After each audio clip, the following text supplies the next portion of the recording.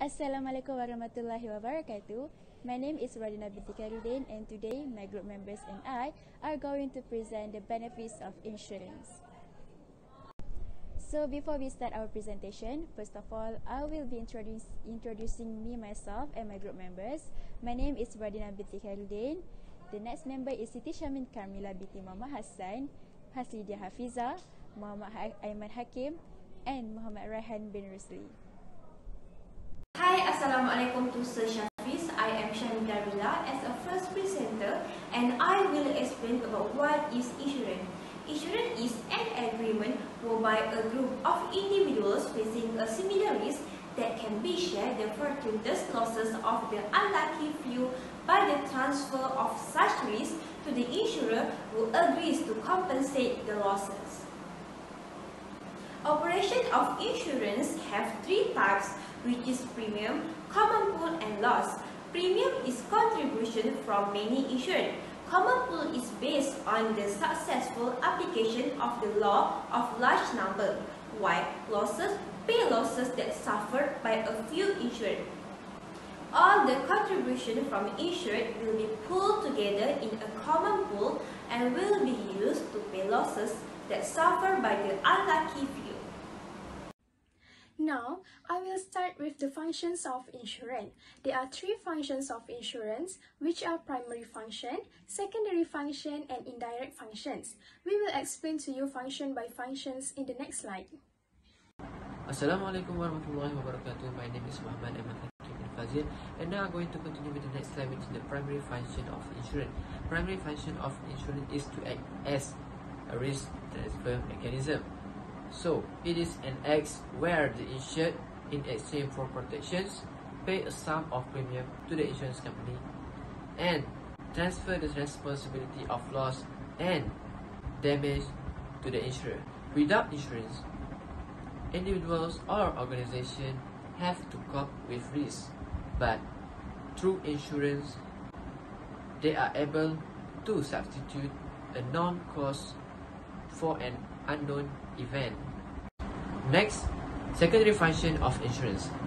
Release fund or otherwise tie up in reserve. This point make the function of insurance is that they are able to avoid the necessity of raising capital. Next, provides a means of stabilizing costs. And last, the fund release would be available for the investment. The secondary function of insurance is it stimulates business enterprise. Insurance help business mitigate their risk and protect their employees. Businesses can endure financial hardship because of calamities and unforeseen obstacles. When calamity strikes, insurance is one of the strongest financial tools businesses have at their disposal to help them deal with the situation. Insurance also allows organizations to engage in higher risk, higher reward activities than they would without it. This acts assist firms in operating successfully, resulting in more jobs and increased economic activities. Furthermore, company insurance can assist pay for the person's care as well as any lost wages when an employee gets hurt on the job. Next, insurance also reduces fear and worry. By reducing fear of losses, insurance gives the insured peace of mind, whether individual or businesses.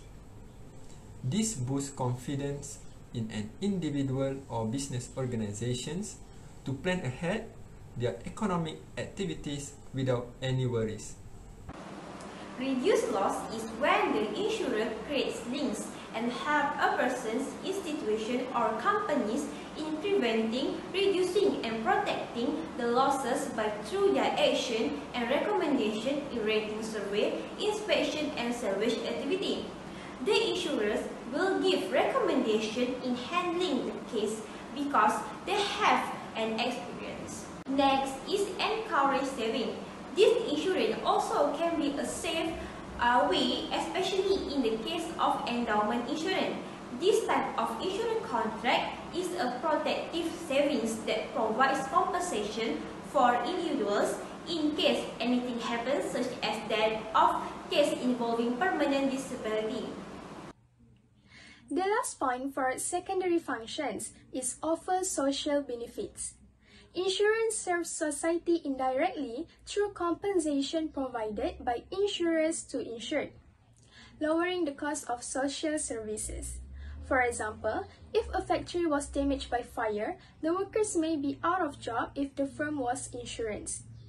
Social benefits are current payments received by households to meet needs arising from certain events or conditions such as disease, unemployment, retirement, housing, education, or family circumstances. Now, we are going to discuss about indirect functions. The first point for indirect functions is investment funds. Insurers accumulate large funds which they hold as custodians, out of which claims are made. These funds are usually invested to earn interest or income in the public or private sectors. An investment fund provides a broader selection of investment opportunities, greater management expertise, and lower investment fees than investors might be able to obtain on their own. Types of investment funds include mutual funds, exchange-traded funds, money market funds, and hedge funds. Hello ladies and gentlemen, my name is Radina Binti Khairudin and allow me to continue the presentation. Another function of having insurance is having invisible exports.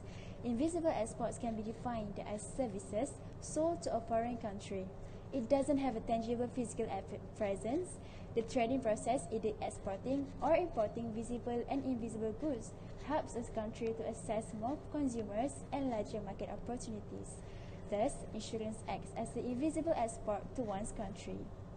Next indirect function of having insurance is it acts as the source of employment. Insurance field presence creates a lot of job opportunities.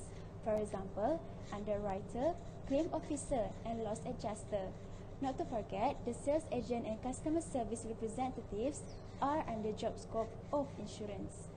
When there is a lot of job opportunities, it results to low rate of unemployment. Low rate of unemployment leads to a lot of pros such as wages are increased to afford one's life and good economic growth. Insurance is functioned to be the source of employment. Next, benefits of insurance. Peace of mind. Having insurance offers you financial securities. So when you have insurance, you know that you are secure against any unforeseen events. And if anything happens to you, you know that your financial security is assisted by insurance. The next benefit of insurance is loss control.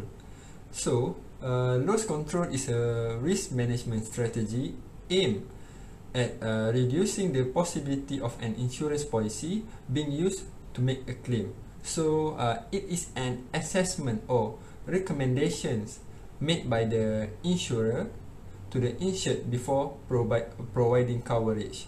So, it is also involved identifying risk and is accompanied by voluntary or required actions a policyholder should undertake to reduce risk. Insurers may offer incentive to policyholders who are more risk averse.